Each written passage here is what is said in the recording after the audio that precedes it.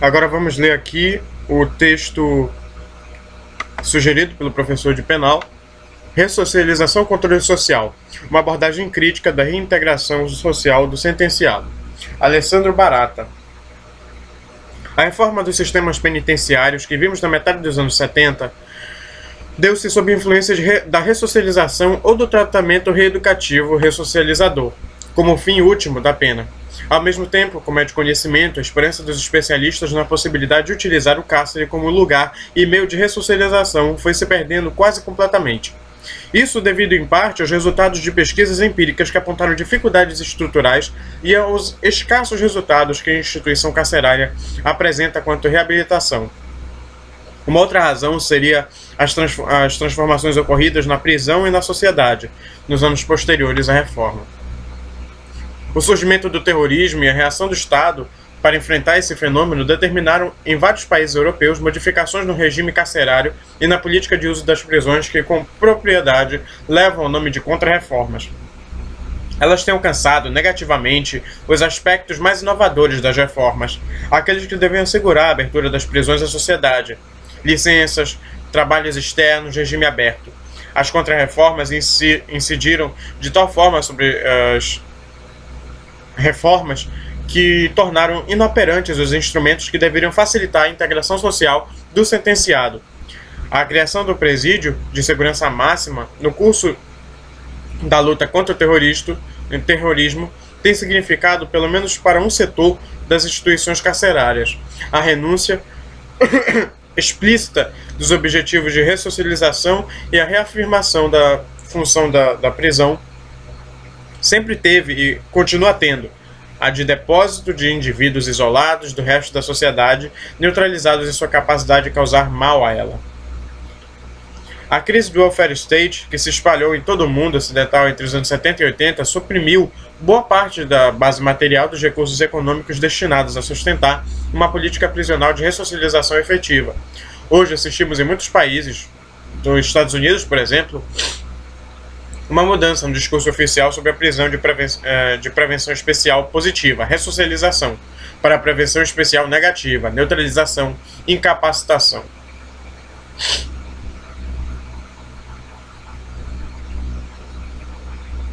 A discussão atual parece centrada em dois polos, um realista e outro idealista. No primeiro caso, o reconhecimento científico de que a prisão não pode ressocializar, mas unicamente neutralizar, que a pena carcerária para o delinquente não significa, em absoluto, uma oportunidade de reintegração à sociedade, mas um sofrimento imposto como castigo, se materializa em um argumento para a teoria de que a pena deve neutralizar o delinquente e representar o castigo justo para o delito cometido. Renascem dessa forma concepções absolutas, compensatórias à pena. Ou entre as teorias relativas, se conforma a prevenção especial negativa. O reconhecimento do fracasso da prisão como instituição de prevenção especial positiva conduz, no segundo caso, à afirmação voluntária de uma norma contrafactora, a qual, não obstante, deve ser considerada como lugar e caminho de ressocialização.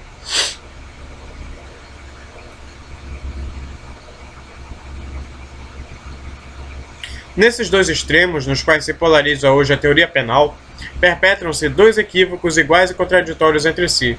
No primeiro caso, na teoria do castigo e naturalização, comete-se o que a filosofia prática chama de falácia naturalista. Olha, voltou. Elevam-se os fatos à norma ou deduz-se uma norma dos fatos. No segundo caso, com a nova teoria da ressocialização, incorre-se na falácia idealista. Apresenta-se uma forma contrafactora que não pode ser concretizada, uma norma impossível. Minha opinião é que toda essa discussão não passa de uma falsa questão. Pode-se e deve-se escapar tanto da falácia naturalista quanto da idealista. É óbvio, né? Porque são falácias. O ponto de vista de como encara o problema da ressocialização, no contexto de criminologia crítica, é aquele que constata, de forma realista, o fato de que a prisão não pode produzir resultados úteis para a ressocialização do sentenciado e que, ao contrário, impõe condições negativas a esse objetivo. Apesar disso, a busca da reintegração do sentenciado à sociedade não deve ser abandonada. Aliás, precisa ser reinterpretada e reconstruída sobre uma base diferente. Isso pressupõe duas ordens de considerações. A primeira está relacionada com o conceito sociológico de reintegração social. Não se pode conseguir a reintegração social do sentenciado através do cumprimento da pena, entretanto, se deve buscá-la apesar dela, ou seja, tornando menos precárias as condições da vida no cárcere, condições essas que dificultam o alcance dessa reintegração. A melhor prisão é a que não existe. Pesquisas sobre o convívio social na prisão e testes de avaliação elaborados para avaliá-las evidenciam uma ampla sucessão ordenada de coisas diferentes, mas da mesma espécie. Analisando seus institutos prisionais existentes hoje na Europa e nos Estados Unidos, eles podem ser dispostos a estimar sua eficácia negativa sobre a oportunidade de reintegração social do sentenciado. Nenhuma prisão é boa e útil o suficiente para essa finalidade, mas existem algumas piores do que outras. Estou me referindo a um trabalho de diferenciação valorativa que parece importante para individualizar políticas de reformas que tornem menos prejudiciais essas instituições à vida futura do sentenciado.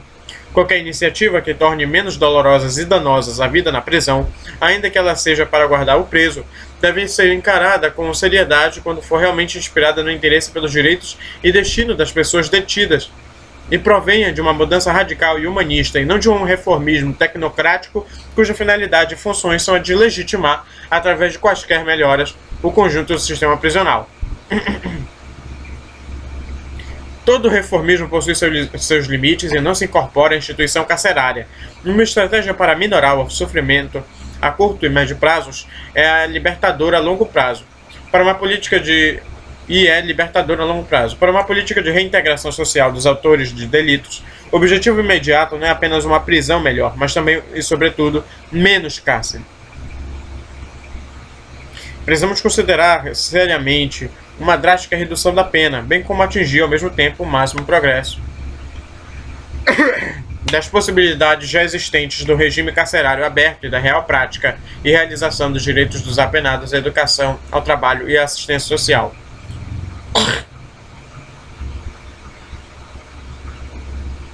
Um dos elementos mais negativos das instituições carcerárias é o isolamento do microcosmo prisional do macrocosmo social.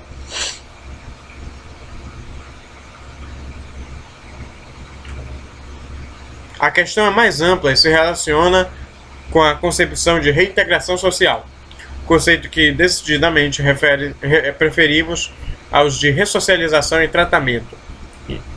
Tratamento e ressocialização pressupõem uma postura passiva do detento e ativa das instituições.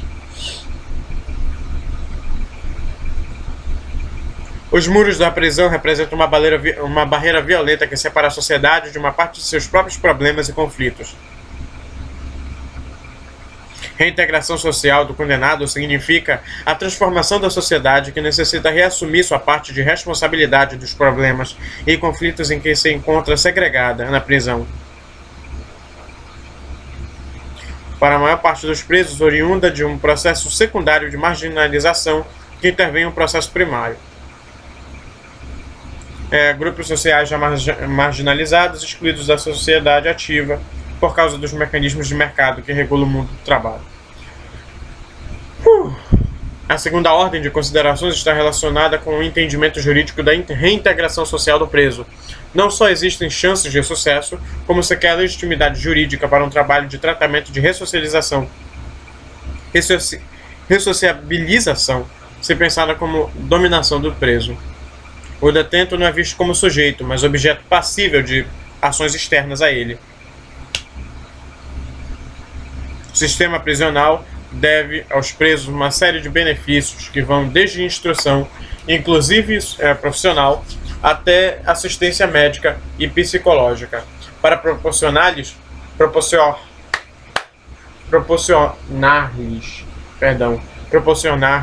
uma oportunidade de reintegração e não mais como aspecto da disciplina carcerária.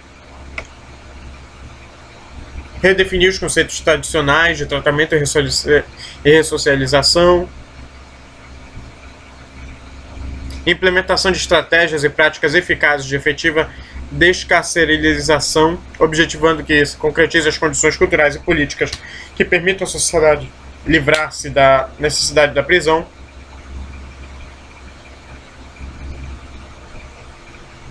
Isso aqui eu estou fazendo já qual é o nome? Um fichamento na hora, não sei nem quantos minutos está isso. 10 minutos, 4 páginas.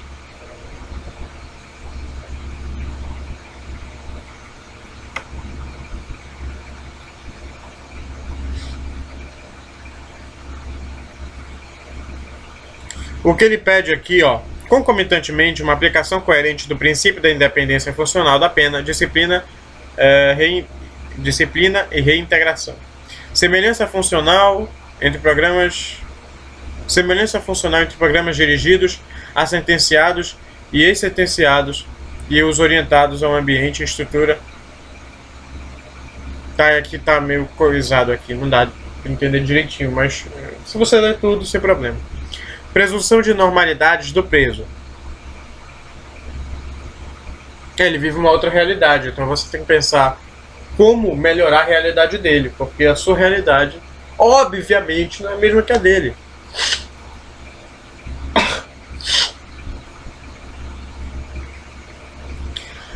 A única anomalia específica comum a toda a população carcerária é estar preso. Programas de benefícios, tem que estar em mente isso. Sim. Perturbações psíquicas e síndromes específicas.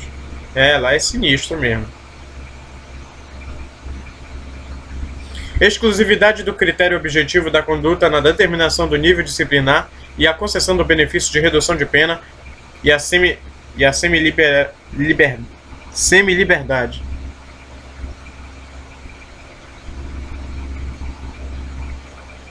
Critérios de realinhamento e diferenciação dos programas, independentemente das classificações tradicionais e de diagnoses criminológicas de origem positivista.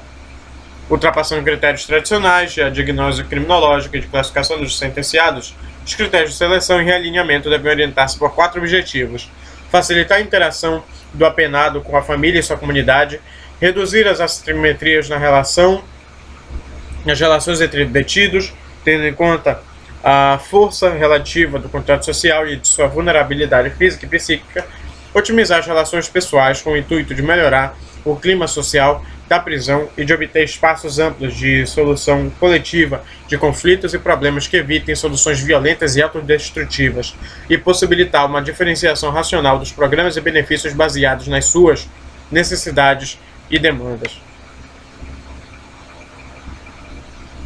Extensão também simultânea dos programas a toda a população carcerária, não distinção entre presos condenados e presos detidos à espera do julgamento. Alcance diacrônico dos programas, continuidade das etapas na e pós-prisão, certo?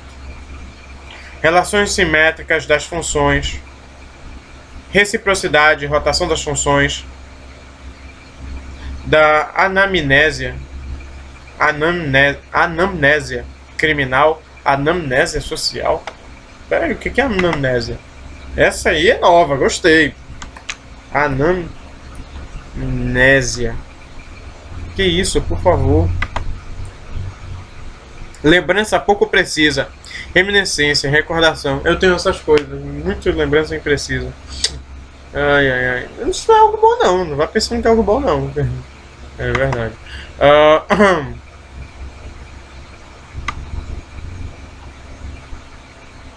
Valor absoluto e relativo das funções profissionais, valorização das funções técnicas e destecnização, tá? Da questão prisional.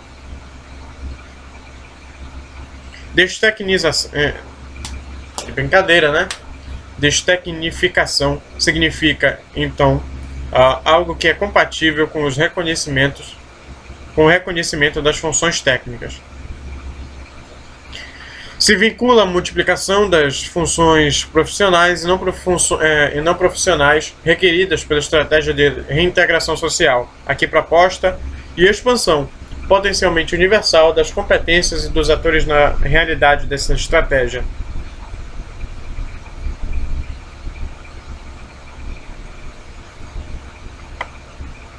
Deixa eu ver aqui.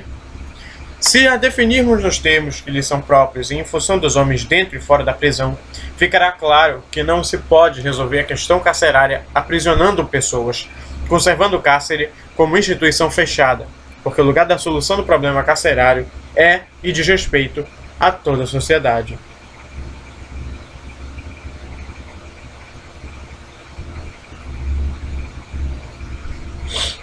No modelo tecnocrático, No modelo tecnocrático, o lugar da solução do problema carcerário é, desde o aparecimento da prisão, a própria prisão.